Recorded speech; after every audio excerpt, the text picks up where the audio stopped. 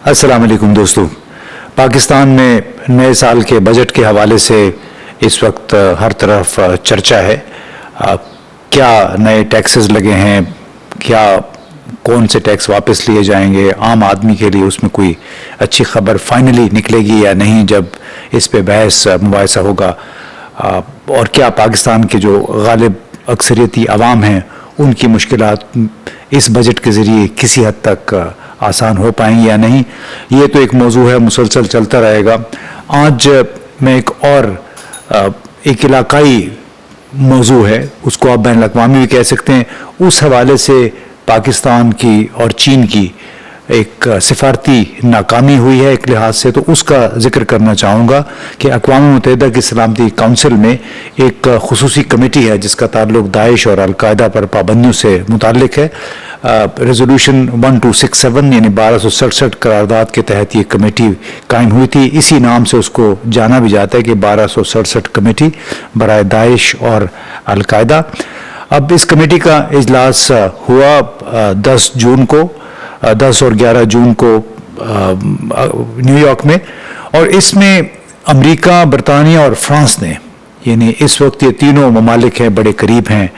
पाकिस्तान के, उसने Balochistan liberation army और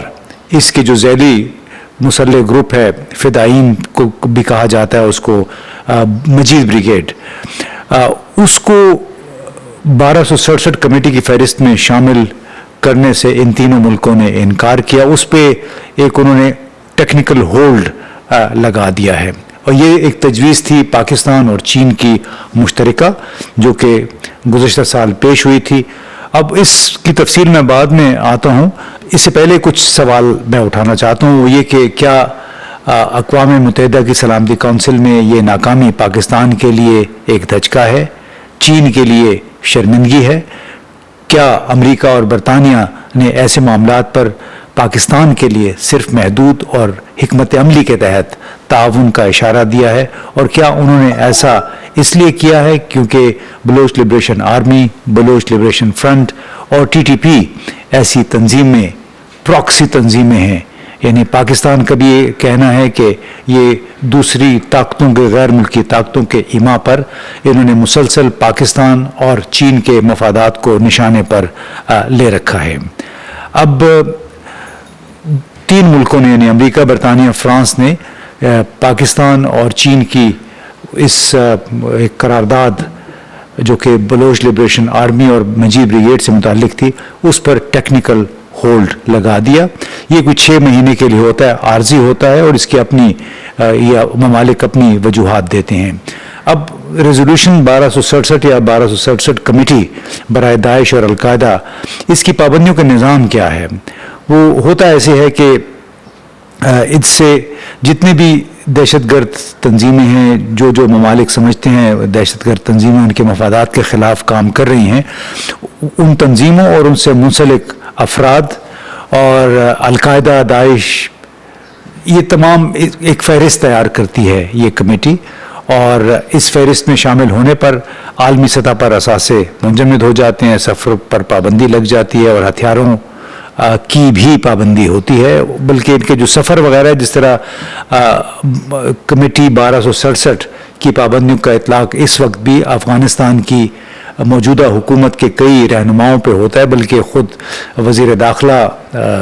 हक़ानी जो है, सिराजुद्दीन हक़ानी, उनके सफ़र पे भी पाबंदियां हैं, बल्कि उनके सर पे तो तावान की रकम भी, यानी $10 मिलियन इनाम की रकम अभी भी कायम है जो कि अमेरिका ने तय की हुई थी। अब होता यह है कि अलकायदा या दाइश से ऑपरेशनल, मालियाती या नज़रियाती रवाबित के लिए सबूत दरकार होता है। अक़वाम मुत्तहिदा के मुस्तकिल अरकान में से कोई भी, यानी इसमें बरतानिया, चीन, रूस, अमेरिका और फ्रांस, वो टेक्निकल होल्ड लगाकर सबूत तलब कर सकता है, और इस टेक्निकल होल्ड की वजह से ये तजवीज़ रुक जाती है, इस पर अमल दरामद नहीं होता। और पाकिस्तान और चीन ने ये मुश्तरका तजवीज़ 2025 में पेश की थी। जून 2026 में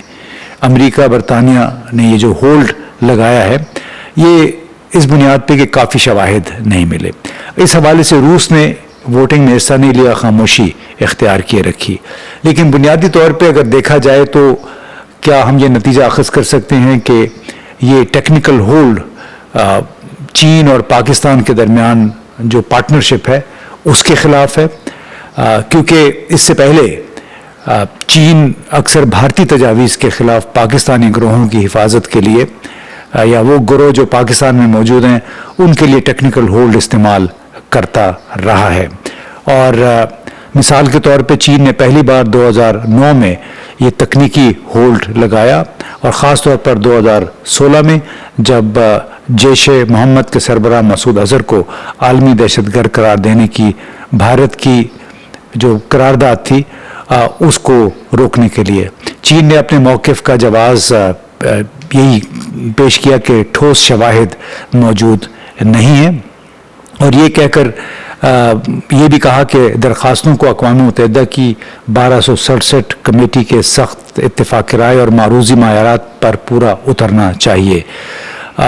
یہ ٹیکنیکل ہولڈ چین نے بالآخر پھر 2019 میں ختم کیا, جس کے بعد مولانا مسعود اظہر کو نامزد کیا گیا 1267 کمیٹی کی فہرست میں. اب پاکستان میں جو قائم عسکریت پسندوں کے خلاف یا دہشت گردوں کے خلاف اقوام متحدہ کی کارروائیوں کو روکنے کے لیے چین کا جو بنیادی محرک ہے وہ پاکستان کے ساتھ اس کی اسٹریٹجک اور معاشی پارٹنرشپ ہے, اور اسی وجہ سے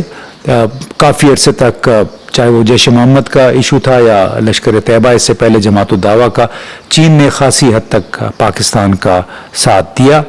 اور اکثر تکنیکی ہولڈ لگا کر سفارتی سودے بازی کے طور پہ اس کو استعمال کیا. یعنی دوسرے ممالک جس طرح کر رہے ہیں, جیسے ابھی امریکہ, فرانس اور برطانیہ نے ٹیکنیکل ہولڈ لگا دیا ہے, اور بنیادی طور پہ اس کو یہی سمجھا جا رہا ہے کہ یہ چونکہ یہ گروہ چاہے مجید بریگیڈ ہے, بلوچ لبریشن آرمی یا بلوچ لبریشن فرنٹ ہے, یہ بنیادی طور پہ چین کے جو چائنا پاکستان اکنامک کوریڈور ہے اس کے خلاف سرگرم ہیں, لہٰذا انہوں نے یہ ہولڈ لگا دیا ہے. اب آپ یہ بھی دیکھیے کہ اس میں ٹرمپ انتظامیہ سے پاکستان کے بڑے قریبی تعلقات کے باوجود بار بار انہوں نے وزیر اعظم شہباز شریف کی تعریفیں کی, فوج کے سربراہ عاصم منیر کی بار بار وہ تعریف کر رہے ہیں, لیکن اس کے باوجود ایک بین الاقوامی فرنٹ پہ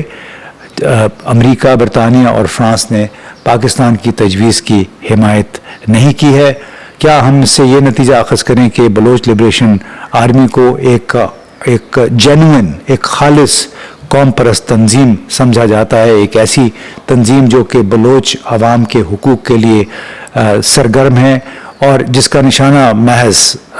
چینی مفادات ہیں؟ آپ دیکھ لیجیے کہ پل کانٹیننٹل گوادر, اس طرح Gwadar port, Karachi university, Karachi airport اور بہت سارے ایسے حملے ہوئے ہیں جس میں براہ راست نشانہ جو تھے چینی تھے. اور ایک دلچسپ بات یہ ہے کہ اس میں امریکہ اور برطانیہ نے اپنے طور پر بلوچ لبریشن آرمی اور مجید بریگیڈ پہ پابندیاں لگا رکھی ہیں پاکستان کو خوش کرنے کے لیے. یعنی اور یہ گزشتہ سال یہ سارا کام ہوا تھا جب ڈونلڈ ٹرمپ دوبارہ ایوان صدر میں پہنچے یعنی وائٹ ہاؤس میں, تو اس کے بعد سے بلوچ لبریشن آرمی پہ پابندیاں لگائی گئیں, اس کو کافی اس کا دائرہ بھی وسیع کیا گیا. اور اس کے باوجود بین الاقوامی سطح پہ یہ کام نہیں ہوا, اور آج ظاہر ہے اس لحاظ سے پاکستان اور چین کو ایک سفارتی سبکی یا شرمندگی کا سامنا کرنا پڑا ہے, جو کہ ظاہر ہے ایک سیٹ بیک ہے پاکستان کی کوششوں کے لیے, پاکستان کے موقف کے لیے. اور اقوام متحدہ کی اگر فہرست میں ان کا نام شامل ہو جاتا ہے تو ظاہر ہے اس سے پاکستان کا موقف مزید مضبوط ہوتا ہے. اور بلا شبہ یہ پیش رفت پاکستان کی خارجہ پالیسی کی پوزیشننگ کے لیے ایک بڑے حساس وقت پر سامنے آئی ہے. یعنی ایک طرف ڈونلڈ ٹرمپ اور برطانیہ اور دوسری حکومتیں پاکستان کی تعریف کر رہے تھے کہ ایران اور امریکہ کی جنگ ختم کرانے کے لیے پاکستان نے جو ثالثی کا کردار ادا کیا وہ بڑا زبردست تھا, بار بار اس کی تعریفیں ہوتی رہیں, تقریباً ہر ملک نے پاکستان کی ستائش کی. اور اس کے ساتھ ساتھ وزیر اعظم اور فوج کے سربراہ کی بڑی اسٹریٹجک ہم آہنگی دیکھنے میں آئی واشنگٹن کے ساتھ، وائٹ ہاؤس کے ساتھ. تاہم سلامتی کونسل میں جو نتیجہ ہے وہ کثیر الجہتی سفارتکاری کی پیچیدگیاں ابھر کے سامنے آئی ہیں، اور اس کا براہ راست تعلق جیو پولیٹیکل سیاست سے بھی، جو عالمی تصویراتی سیاست جس کو کہتے ہیں، اور جس میں پراکسی ٹیررسٹ گروپ جو ہیں وہ ایک اہم کردار ادا کرتے ہیں. اور ماضی میں جو امریکہ کے نیشنل کاؤنٹر ٹیررزم ایجنسی کے ایک ڈائریکٹر ہوتے تھے، انہوں نے بھی اپنے مستعفی ہونے کے بعد یہ کہا تھا کہ خود امریکہ پراکسی ٹیررسٹ گروہوں کو قائم کرنے میں اور ان کی امداد کرنے میں شامل رہا ہے، اور اس حوالے سے انہوں نے عراق اور شام کی مثالیں بھی دی تھیں. اب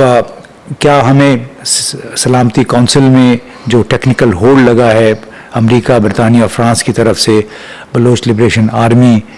کو کمیٹی 1267 میں شامل کرنے کے خلاف، کیا اس کو بھی ہمیں اسی جیو پولیٹیکل تناظر میں دیکھنا چاہیے؟ بہت بہت شکریہ.